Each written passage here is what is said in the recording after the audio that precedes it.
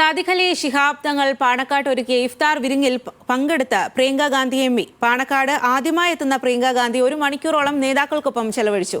ഈദ് ആശംസകളും നേർന്നാണ് മടങ്ങിയത്. 3 ദിവസമായി വയനാട് മണ്ഡലത്തിൽ വിവിധ പരിപാടികളിൽ പങ്കെടുത്ത പ്രിയങ്ക ഗാന്ധിയുടെ പാണക്കാട്ടെ സന്ദർശനം അപ്രതീക്ഷിതമായിരുന്നു.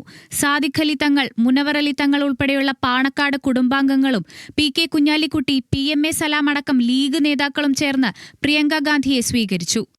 ആദ്യമായി പാണക്കാട്ടെത്തിയ പ്രിയങ്ക 1 മണിക്കൂറോളം നേതാക്കളുമായി കൂടിക്കാഴ്ച നടത്തി. ഇഫ്താർ വിരുന്നിൽ പങ്കെടുത്ത് ഈദ് ആശംസകളും നേർന്നാണ് മടങ്ങിയത്.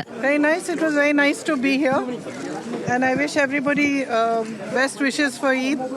I have learnt in Malayalam also. Let me see if I get it right. Ellavarkum ende. What is it? Perunal ആശംസകൾ. പ്രിയങ്കയുടേത് സൗഹൃദ സന്ദർശനമായിരുന്നെങ്കിലും നിലമ്പൂർ ഉപതെരഞ്ഞെടുപ്പ് ഉൾപ്പെടെയുള്ള രാഷ്ട്രീയ അന്തരീക്ഷവും കൂടിക്കാഴ്ചയിൽ ചർച്ചയായെന്ന് ലീഗ് നേതാക്കൾ പറഞ്ഞു. കുറെ കാലമായിട്ട് വയനാട്ടിൽ ഇടയ്ക്ക് വരും. ആ സമയത്ത് അവരെ കണ്ടിട്ട് കുറച്ചായി. അപ്പോൾ ഏതായാലും ഇന്ന് കാണാനും ഒരുമിച്ച് ഭക്ഷണം കഴിക്കാനൊക്കെ സാധിച്ചു. അത് സന്തോഷമുണ്ട്. അവരിവിടുത്തെ കാലാവസ്ഥയെക്കുറിച്ചും മറ്റു കാര്യങ്ങളൊക്കെ വിശദമായിട്ട് പറഞ്ഞു.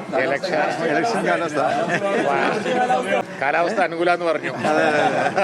UDF അനുകൂലമായ കാലാവസ്ഥയാണ് ഇവിടെ എന്ന് പറയുന്നത്. ഇലക്ഷൻ കഴിഞ്ഞിട്ട് ഇവിടെ വന്നില്ലല്ലോ. അപ്പോൾ പാണക്കാട്ട് വന്നതാ. ഇലക്ഷൻ കഴിഞ്ഞിട്ട് പിന്നെ ഇങ്ങോട്ട് വന്നില്ലല്ലോ. അപ്പോൾ തങ്ങൾ കാണാൻ വിചാരിച്ചു.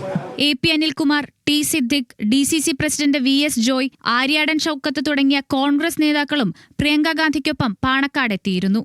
ന്യൂസ് മലയാളം, മലപ്പുറം.